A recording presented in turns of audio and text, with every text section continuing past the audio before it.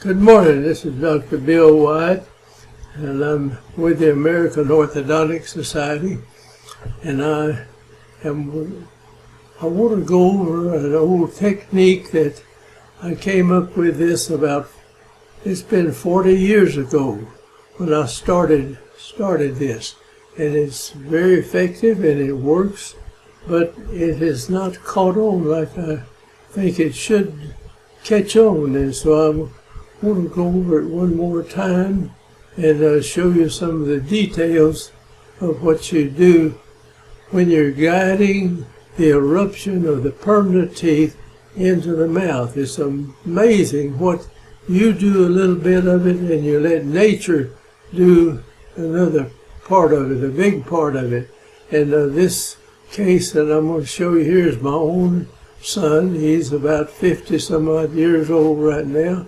And we did this when he was just a small child, and we had been working on this for several years. And we put on a clinic on it one time and won an award about it. And the next year I spoke with the whole Texas Dental Society and the Louisiana Society and put on a half-day program in this, and I was scared to death, but nobody complained about it at all, and we've got a lot of people that do it, but it just seems to die. It's a little harder than people want to get into. So let's just get in here and show you what we can do. We just let nature take its course now. The child has to be functioning correctly to do.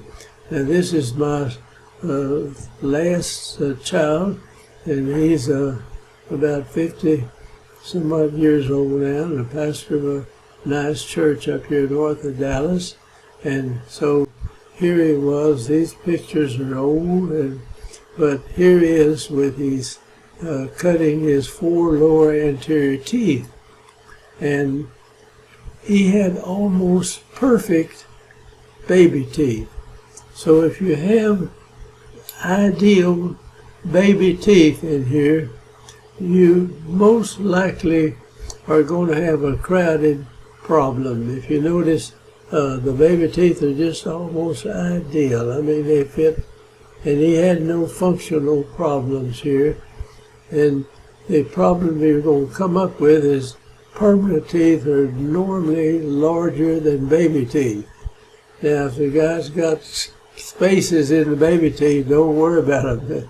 This will take it up. Now, we'll come back and make space for these permanent teeth to erupt into the mouth, and I never put one thing orthodontically in his mouth other than reduction of these teeth. We did pulpotomies. I've done over 1,000 pulpotomies on baby teeth. I never counted them. We did about 8 pulpotomies per case on doing this. Now let's go ahead to the side, looking at it from the top. The tongue pressure, and these are all deciduous teeth. He's chipped that one. These teeth are lined up almost ideal, the baby teeth. Now, how do these teeth get lined up like that? They don't come in the mouth that way. The function pushes the teeth in place. The tongue pushes on them from back here, and the lips catch them from out here, and if the person breathes through their nose, swallows correctly, and does have any problem with finger sucking and different things that kids do, that are not only kids, I mean adults do them too, cause the teeth to move out of position. But the teeth will go to this mutual zone. This is a place right in here. I don't care whose cephalometric stuff you have, it doesn't mean a darn thing except that the pressure of the tongue from this side is equal to the pressure of the lip from this side. Whatever he does, smiles, talks, eats, and everything, but the tongue and the lips guide these teeth in it. There's not been one thing put in his mouth, you see. But they didn't erupt into the mouth like that. This is done by nature. And we can take advantage of that in doing orthodontics for people. It just takes a little ingenuity of doing that. I will try to show it here. Now, the first thing it went out, of course, he gets his two centrals and start in the mouth. Well, there's not room really to get them in there good, and they're not that much wider than that, and I don't think we did much. I may have trimmed off a little bit of these deciduous teeth. Now, sometimes if these are really far out, we may extract the deciduous laterals, which won't have much room, much root structure. Probably the roots stop somewhere down in here. So you don't get this loss of space as if you take the cuspids out over on each side. Then you get a lot of root structure left, and these teeth move into this root structure. And that's why extracting the cuspid teeth over here is not what you want to do. It's not the best thing. It'll get them in there, but you get too much space for them, and these teeth will drift to the front right here, and you'll be short of space. Now watch what we do here. All right, the upper, looking down on the lower edge of your teeth, you can see these are angled like that. If you turn them around, they'd be more crowded than they are. So I think we actually trimmed these teeth off right here and got the tongue pressure. Now if they're on flat teeth, the tongue can line them up, and the lips will catch them out here, and the tongue will catch them here, and it'll rotate those teeth almost ideally in there. You won't have to do much of anything. So, now, here these two teeth came in, and we lost the lateral teeth, or I don't think we took them out, but anyway, we lost these teeth right here. Now the upper centrals come in, and they've got a diastema that wide in these upper teeth.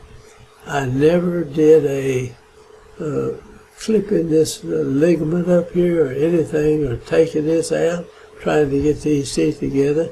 The natural pressure pushed these teeth together, and you have to watch that to see it. Now, the laterals are way back lingual on those teeth. Now, and these two upper laterals are going to have a problem. We'll have to make room for the permanent laterals to come through by doing a pulpotomy on the teeth. And that pulpotomy, I think, is what gets people. They don't want to do these pulpotomies. Now, looking at it from this side, you can see the lateral way out of place here, and this one is just as bad off over on the other side. And so you can see both laterals are way off. Now, when we look down on, the lips in there, but the centrals up here, and the two laterals are way out of position now, but there's not much root on the lateral teeth at this point. I'm not going to show you the x-rays on all this, but anyway, that's the way it was here. Now on the bottom, we look down, and you've got from where this is right here, this distance from here to here is about 3 millimeters. Same thing over here, maybe not quite as much. And these teeth are still haven't turned around good, because the tongue can't get to them because of these erupting laterals. But as soon as if we make just enough room for these laterals and the centrals to come in the mouth, the tongue right here will go up and it'll shove these teeth right into place, and the lip is out here holding them back. Now that's the person is breathing right, doesn't have any fingers, sucking any deleterious habits, just proper function, and the teeth will come in the mouth correctly. And you have to try it to believe it, but just go ahead and try this. It works. Now, we went in and we did what we call a pulpotomy on these teeth right here. You can take the old crown, you can cut them off to here, but I leave the root of this tooth in place, this cuspid tooth right here. We may come in and cut the crown of the tooth, you see, may come up like something like this, and it's got a root down here. We'll take this off, and then we'll go in and do a pulpotomy and pack this with zinc oxide Eugenol. And when I say it's zinc oxide Eugenol, when we mix so thick until you pack it like amalgam, you pack it down in this canal. And I've done, I know, way over 1,000 teeth like that, and I've never had one of them blow up. They were all done on deciduous teeth that were healthy. I do not try to do this on a tooth that's got an abscess or anything like that. I don't mess with that. It won't work. You can't do it too good enough. But I can just go down here with a long burr and take that out and just pack it and smooth it off, and just smooth this tooth off where it's up like that. And this erupting lateral right here will go right up in that place. The tongue will shove it in there, and it'll tongue these, and they'll all be lined up, and the lip structure holds it back like that. And you just let nature take its place. If you can get people functioning right, you can do all sorts of things. Or not you doing it so much, just the natural things are done. Okay, I don't know what date was on that model, but these are the same identical teeth. I trimmed a little tissue, but you don't really even have to do that. Just go in and trim this tooth off. And that's what we did, where this cuspid went up like this.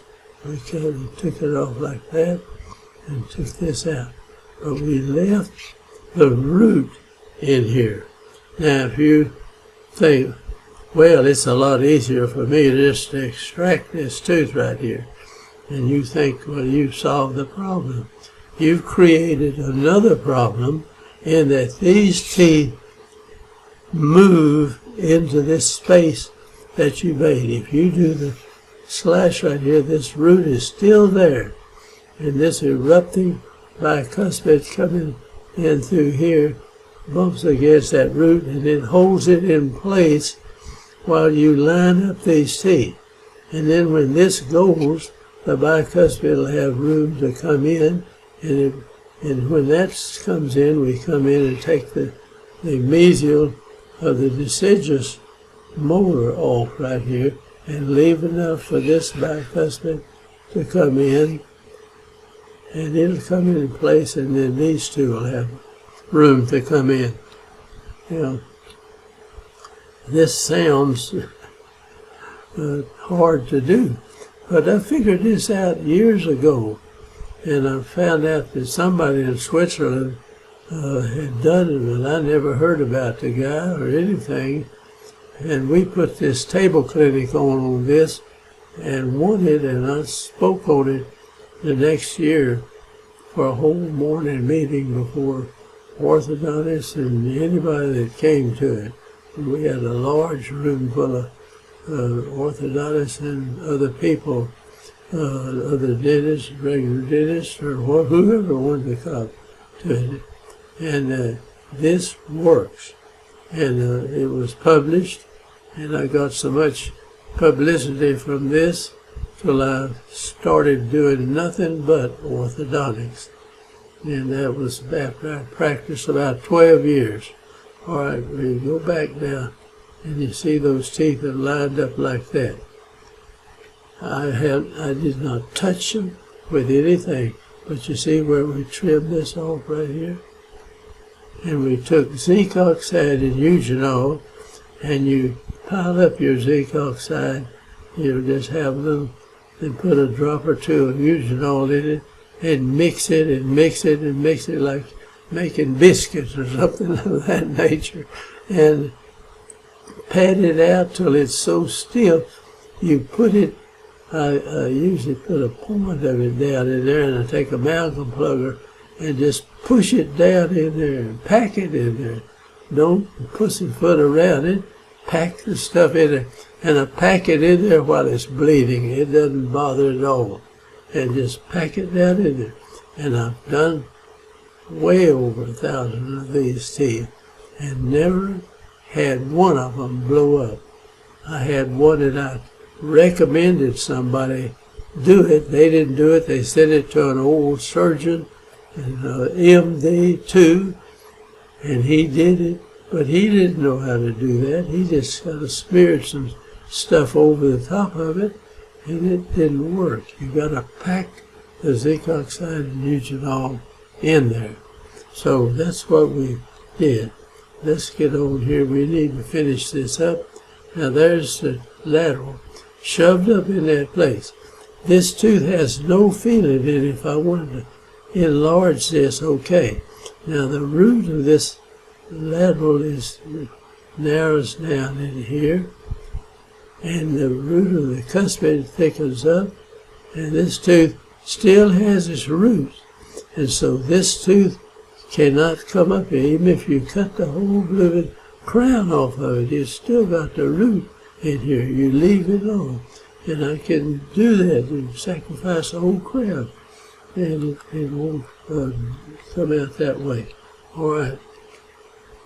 Coming at it from here. Now up above, you can obviously see you're not going to get a lateral tooth into this gap. This was years ago, and so we had no gloves on. And these teeth are like that. I did not do any tissue removing or anything on that diastema. The cuspid, the lateral got in here, the lip held it in place, the cuspid came in, squeezed its way in, and time the teeth got in there, this whole thing was lined up together. Never had a thing, orthodontically speaking, like crowns or not crowns, but brackets or bands, anything on. Now look at these teeth. These have not been touched other than giving some space here. And this tongue right there put these teeth right here. I did nothing to do that except gave them some space when they really needed it right there. Now they hold their place, and now we're going to come out. When this goes right here, we normally just extract that because it won't have any root on it, and then we'll take this tooth off, something up in here, and leave room enough for a bicuspid to erupt in that spot. So we do 2 here and 2 here, and then we do the same thing up above on the teeth. And we'll try to get to and show you this working. And here he is a little older. I can't say he was thrilled to death with this, but we never did anything. Now the laterals are coming in, and this tongue is pressing on that. It actually puts some force in here, and it's enlarged it a little bit, and expanded it on its own. We didn't touch it. Other than that, you'll notice the diastema is about halfway gone. And the lateral is coming in now, up above, and we're going to take this tooth and take it down enough where this can come in and line up in here. Now, I've spoken on this. I spoke on it in Harvard. Austin one time had the head of 3 pediatric departments there. Now, they didn't take my zinc oxide and eugenol. They put some other thing they had in the stuff, but you don't have to. You can put chemically pure zinc oxide and eugenol and together and mix it together. Now, just plain old zinc oxide has a little cornstarch in it, and it may break down some, but the regular stuff, I've had it in the mouth, and I'll show you at the end here, several years, and it does not break down, doesn't resorb, and has no effect on the eruption of the teeth coming in. All right, you see where the upper lateral is right here, and another one's going to come in somewhere in here, and we're going to make room here for those teeth to come through. Now let's go ahead on. All right, you see the lower teeth are staying like they were. Now we come in and do the pulpotomy on the cuspids right here. Take them down, give them plenty of room to get the lateral to come in here. Now if I can get that lateral up in here, it will have an effect of moving this tooth over. You've got to do that by pushing the lateral in here and moving that together. So there's a little force that brings the teeth together themselves, but getting the teeth, the lateral will start up there together. As it comes down, it has some force to bring this teeth together. That's a weak spot in the whole thing, but you can get it to come in there. Now let's go ahead, and so here, these teeth have come in. Now this is 2 of 75 when this comes in. Now this is down to a little narrow spot here. This lateral came in. This one did. The force of the tongue pushed it in there. Now our lower cuspid has come out on the left side. And so when that goes, you take the deciduous first molar, just take it out. There won't be any root on it anyway. Here, so we have this come in, and this continuous pressure. Now, as this big old cuspid up here comes in, it's going to shove all of this together. And just keep reminding you, we did not put anything. I definitely don't wear a rubber band. Don't ever let a person put a rubber band on 2 teeth like that. It'll go all the way to the root. Our state president got sued because of that. Somebody just asked him for some rubber bands, and he gave them to him, and they put them on the teeth, and nobody could find them. They went all the way, and they lost the teeth. So never put a rubber band over the teeth like that. If you want to put a bracket on it, and you want to put something on that, that's all right. Or a wire, but don't put a rubber band about a gap in the teeth like that. All right. Now this is leveling out. We're just leaving it alone. You look on the other side. We have lost this deciduous cuspid, see. All right. But when it went, the permanent cuspid is coming in right underneath here, and it's holding this tooth in place, and it will start in.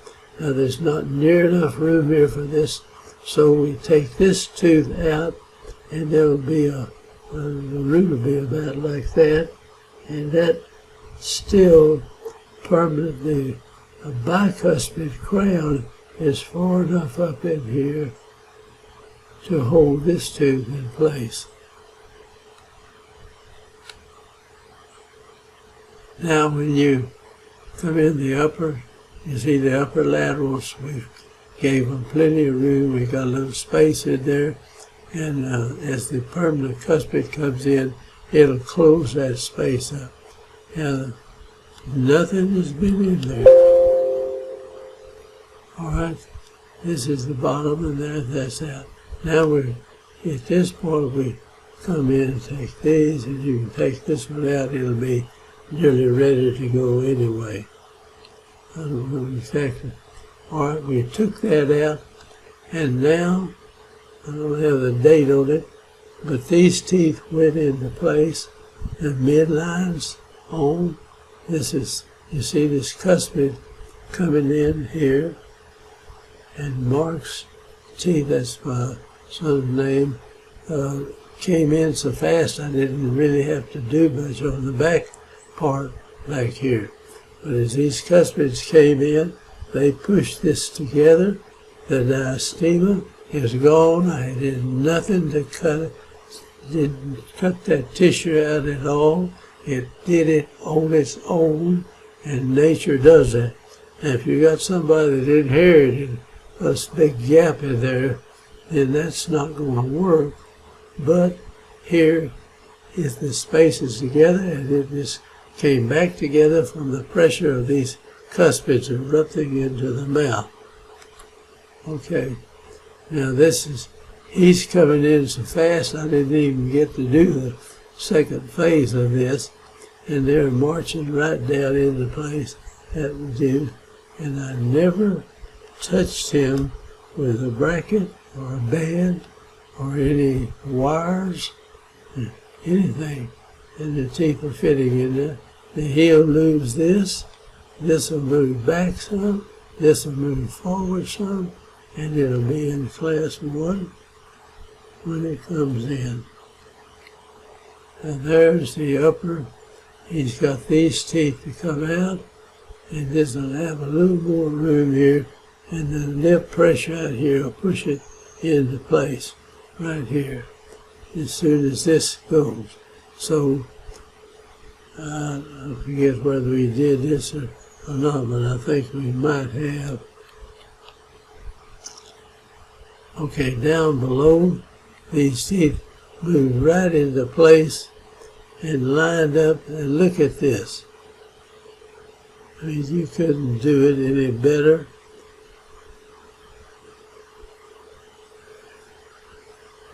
That did that with nothing but nature doing it, and us guiding the eruption of those teeth. But if we'd have left these teeth back and behind, they'd have been screwed up a little bit, and this, I don't see how it could have possibly come out this way unless you gave it a little help in there to do that.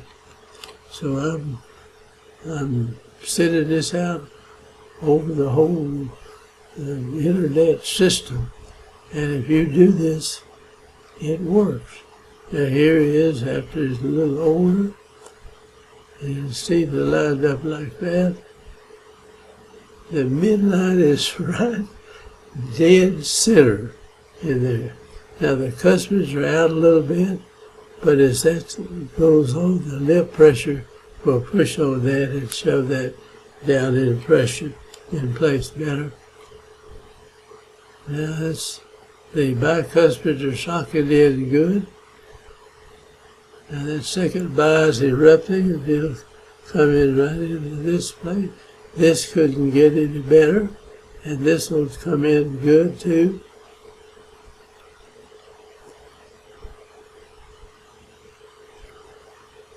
And the bottom is lined up like that, and you couldn't do any better if you had the best brackets and the best everything on earth to do it, to put it in there. And I don't give a darn where you say these teeth ought to be, put them in place.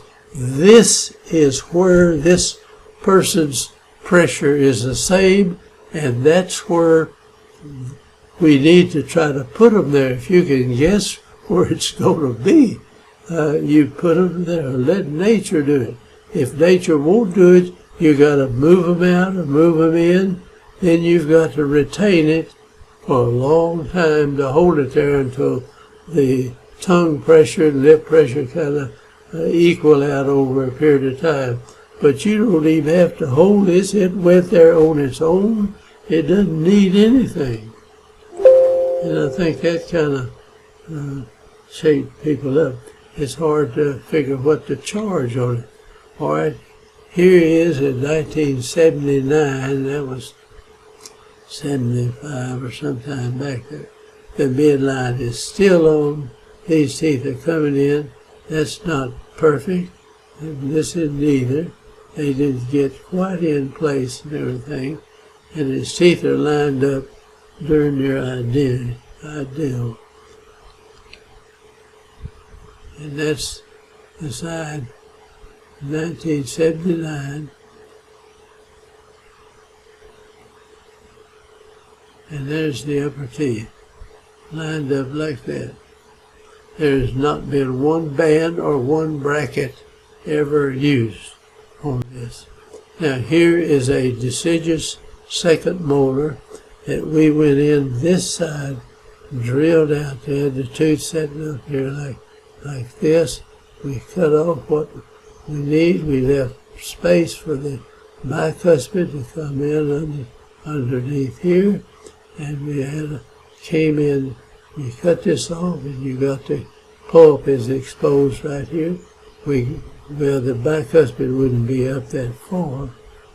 We come in with a round burr, ream this out, and go over and ream this out over here.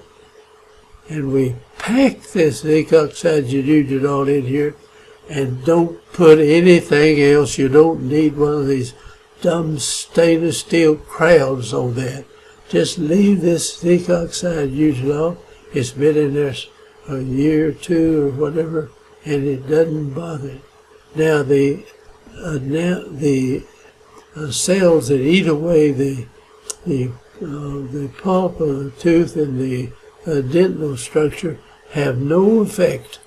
So if you got a tooth erupted up like this, it runs into the enamel. It won't dissolve the enamel. Just forget about that. But it'll eat the pulp out, but it didn't eat out this zinc oxide Eugenol we put in here. And he'll lose that tooth and the bicuspid. When it does, that bicuspid will be up here. It'll bump into this sometimes and break it off, and it comes right on up inside. It never gives us any problem.